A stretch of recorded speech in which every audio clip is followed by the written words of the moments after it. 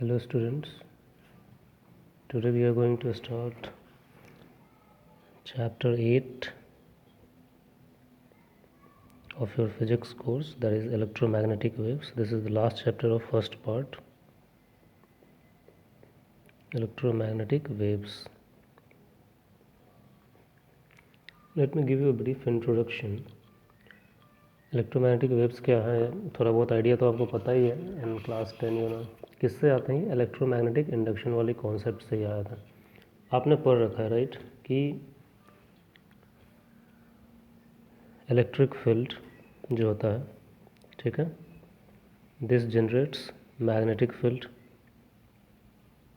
ठीक है, electric field generates magnetic field. हमने पढ़ा था ना कि कोई भी कॉइल वगैरह है और उससे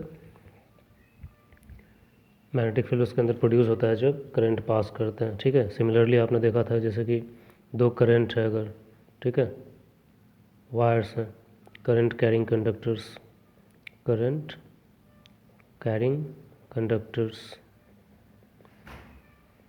अट्रैक्ट ईच अदर,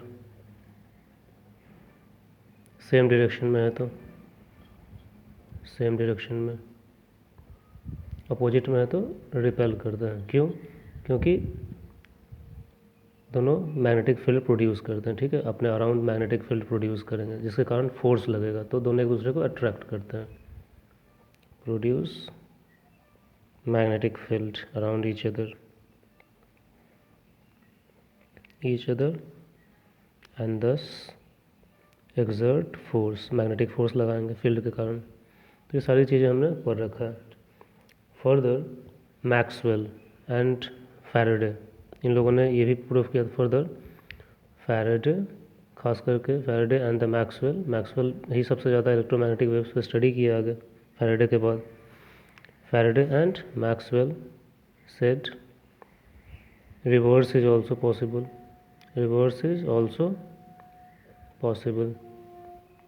याद होगा आपने, कॉइल वगैरह था, ठीक है, ऐसे लगा दो कॉइल को एंड एक बार मैग्नेट ले लो नॉर्थ साउथ पोल, तो अब ये क्या है, बार मैग्नेट है, इन दोनों का मूवमेंट करवाना है, ठीक है, इसको इसके आसपास घुमाओ या इसको स्थिर रख के इसको आसपास घुमाओ, that is relative motion between magnet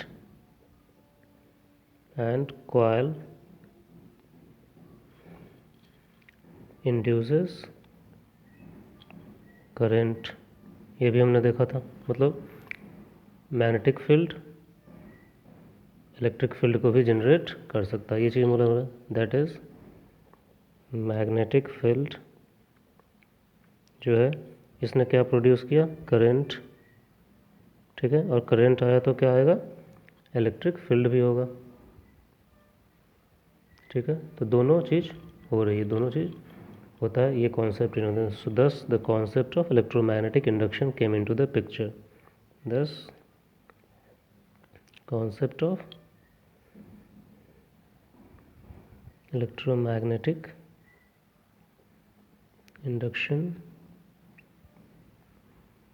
came into existence, या पिक्चर जो भी बोलो, ठीक है, ये चीज़ होगा। अब जो मैक्सवेल थे इन्होंने सजेस्ट किया कि जब आप एम्पियर्स का सर्किटल लॉ लगाते हो तो उसमें उन्हें थोड़ा सा इनकन्सिस्टेंसी लगी कहीं भी, थोड़ा सा, ठीक है, खास करके उस रीजन में जहाँ वो इंसुलेटेड होता है, जहाँ पे चार्ज फ्लो कर रहा है तो दैट इज़ फाइन, वहाँ तो कंडक्शन करंट होते ही है, जो जनरल करंट आप बोलते हैं उसे कंडक्शन करंट बोलते हैं। उन्होंने बोला कि इसमें जो एम्पियर्स का जो सर्किटल लॉ है that needs a bit of improvement. उन्होंने सजेस्ट किया there is an additional current called displacement current जो इम्पोर्टेंट है, ठीक है।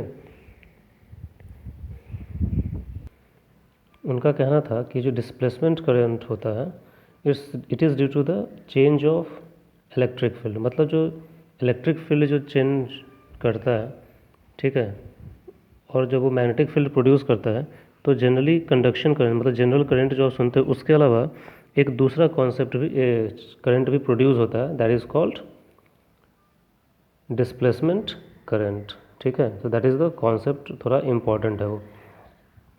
हमने क्या बोला कि ये मैक्सवेल का प्रेडिक्शन था कि apart from the general current called conduction current, वो एक डिस्प्लेसमेंट करंट भी एग्जिस्ट करता है। उन्होंने बोला कि सपोज़ करो, एक कैपेसिटर का उन्होंने एग्जांपल लिया था कि सपोज़ करो एक कैपेसिटर है, चार्ज हो रहा है, तो इनिशियली चार्ज एक्यूमुलेट होगा, कोई करंट नहीं है उसके बीच में, ठीक है, एक्यूमुलेट हो रहा है। अब जैसे ही सफिशिएंट चार्ज एक्यूमुलेट हो जाएगा किसी एक प्लेट पे, तो क्या करेगा, दूसरे प्लेट पे चार्ज इंड्यूस करने की कोशिश करेगा उतना ही। तो जब वो चार्ज इंड्यूस करेगा तो क्या होगा, करंट प्रोड्यूस होता है। तो उन्होंने कहा कि वही जब इलेक्ट्रिक फील्ड चेंज हो रहा है due to accumulation of charge और करंट वगैरह फ्लो कर, उस समय एक एक्स्ट्रा करंट भी एग्जिस्ट करता है जिसे बोलते हैं डिस्प्लेसमेंट करंट। और वो displacement current is always due to changing electric field. ये सबसे इम्पॉर्टेंट पॉइंट है। अगर इलेक्ट्रिक फील्ड कांस्टेंट है, मतलब यूनिफॉर्म है, तो कोई भी डिस्प्लेसमेंट करंट नहीं होगा, ये उनका कहना था, ठीक है। तो उनका ये कहना था कि time changing electric field creates what, displacement current, ठीक है। तो इस कॉन्सेप्ट को आप याद रखिए, ये इंपॉर्टेंट है, थ्योरेटिकल कॉन्सेप्ट है, तो थोड़ा आपको समझना पड़ेगा ये। तो इन्होंने क्या बोला, अब अभी तक पता था कि इलेक्ट्रोमैग्नेटिक इंडक्शन वगैरह में मैग्नेटिक फील्ड निकालने के लिए क्या करते हैं हम, एम्पियर सर्किट लॉ लगाते हैं, हमने भी पढ़ा था। तो यहाँ पे इलेक्ट्रिक फील्ड आया तो मैग्नेटिक फील्ड भी प्रोड्यूस करेगा, while using amperes circuital law, amperes circuital law, Maxwell said there is an additional current called displacement current, क्या, displacement current, ठीक है, in addition to, जो नॉर्मल करंट होता है, in addition to नॉर्मल और conduction current उसको बोला जाता है, ठीक है, जो करंट कंडक्टिविटी ऑफ इलेक्ट्रॉन्स के कारण होता है, ठीक है। ये इन्होंने कॉन्सेप्ट दिया। तो इनका कहना था कि this displacement current is only due to changing electric field, this displacement current is due to changing electric field. If electric field is uniform, then displacement current is zero. Current is equal to zero, ठीक है। अब Maxwell ने क्या किया, modify कर दिया based on his own experiments, Ampere's के laws को, ठीक है। और उसी से concept of electromagnetic field rise हुआ।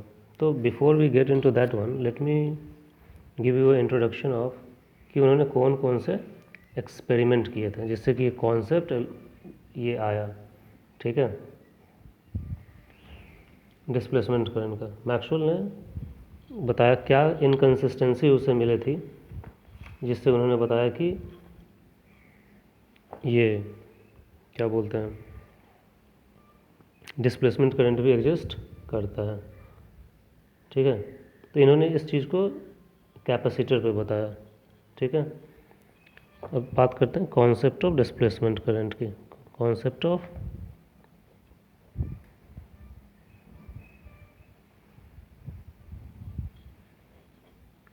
कैसे इन्होंने इस चीज़ को बताया था। अब सपोज़ करो एक कैपेसिटर है, ठीक है, इसको आप चार्जिंग करवा रहे हो, ठीक है। तो इधर मान लो प्लस चार्ज आ गया, तो इधर क्या आएगा, माइनस चार्ज इकट्ठा होगा, ठीक है। अब अगर आप एम्पियर सर्किटल लगाते हो, ठीक है, ऑन अप्लाइंग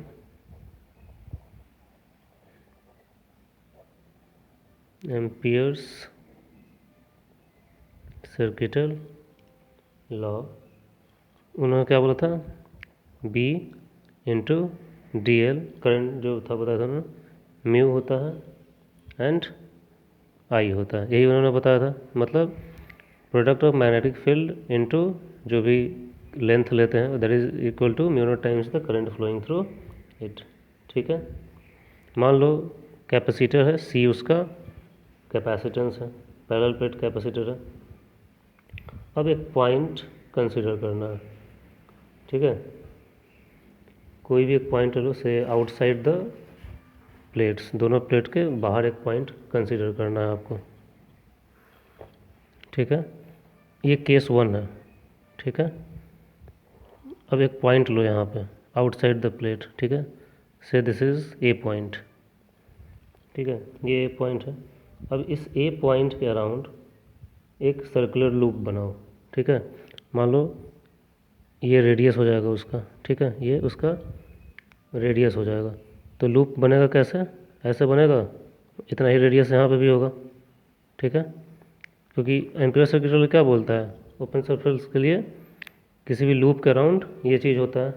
ठीक है, मान लो इसका रेडियस जो है ये हमने आर लिया है, तो इसके हिसाब से क्या हो जाएगा, बी लेंथ कितना हो जाएगा, टोटल मैग्नेटिक फील्ड जब निकालेंगे तो 2 pi R mu naught I. तो बी इस पॉइंट पे कितना हो जाएगा, हम लोग अलग अलग कंडीशन में मैग्नेटिक फील्ड निकालने की कोशिश करना है, तब हमें पता लगेगा कि कैसे इनकन्सिस्टेंसी मिली थी। क्या हो जाएगा, mu naught upon 2 pi I by R, ये पहला कंडीशन में हुआ। ठीक है, अब दूसरा कंडीशन मानो, फिर से वही चीज़ लो। ठीक है, कैपेसिटर है सी, कैपेसिटेंस है, चार्जिंग किया प्लस चार्ज आया। ठीक है,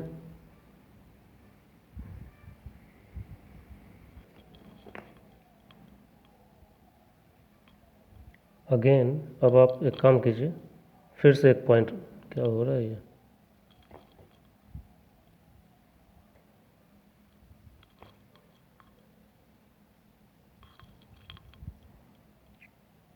फिर से एक पॉइंट लेते हैं। ठीक है, पहले हमने इतना एरिया लिया था, अब एक और पॉइंट लेते हैं कुछ इस तरीके से। ठीक है, पी पॉइंट है यहाँ पे, ये ए पॉइंट जो भी आप मानना है मान लीजिए, फिर से रेडियस आर है। इस बार मैं इतना दूर का एरिया लेता हूँ। ठीक है, पिछली बार मैंने सिर्फ इतना लिया था, इस बार मान लीजिए इतना दूर का एरिया लेता हूँ। ठीक है, करंट निकलेगा तो हमें क्या पता है, बिटवीन द प्लेट्स कोई भी करंट फ्लो नहीं करता है, क्योंकि यहाँ पे सिर्फ चार्ज पॉजिटिव आता है, तो इसको बैलेंस करने के लिए अपोजिट पे अपने आप नेगेटिव चार्ज इंड्यूस कर जाता है। We know that there is no actual flow of charge between the plates. We know there is no current between the plates of capacitor। ठीक है, तो अगर मैं कोई पॉइंट ले लूँ, ठीक है, यहाँ पर कोई भी जैसे ए पॉइंट ले लिया, अब मैं वही चीज़ लगाऊँ, ऑन अप्लाइंग यार ये पिक्चर सही से क्यों नहीं आ रहा है,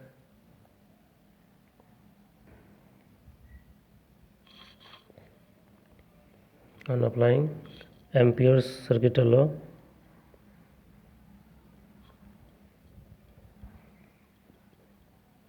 फिर से वही चीज़, B D L is equal to mu naught I, तो क्या हो जाएगा, B into 2 pi R is equal to mu naught, और आई क्या हो जाएगा, ज़ीरो। क्यों, क्योंकि इस अब हम इतना दूर का एरिया ले रहे हैं। ठीक है, पहले हमने सिर्फ इतना दूर का लिया था, अब हम इतना दूर का ले रहे हैं, तो अब क्या है, करंट इधर भी हमें कंसीडर करना पड़ेगा between the plates, but we know between the plates there is no,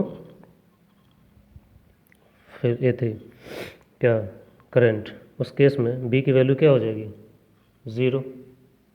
मतलब ये तो सेम रहा लेफ्ट हैंड साइड, लेकिन राइट हैंड साइड पे क्या हो गया, ज़ीरो हो गया। कहने का मतलब है, अगर हम इस तरीके से कैलकुलेट कर रहे थे तो पी पे मुझे एक मैग्नेटिक फील्ड मिल रहा था, लेकिन जब इतना बड़ा सरफेस को मैंने माना तो यहाँ पे कोई भी फील्ड नहीं है। thus we have a problem in first case there is a field at A, but in second case the moment we considered a different surface, the moment we considered a different surface, magnetic field at A is equal to 0। अब ये कैसे possible है कि ऐसे अगर consider करूँ तो P पे मैग्नेटिक फील्ड इतना है और ऐसे कंसीडर करूँ तो यहाँ पे फील्ड 0 हो जा रहा है। सिमिलरली उन्होंने एक तीसरी चीज़ भी उठाई। I think let me close this video, there is some problem.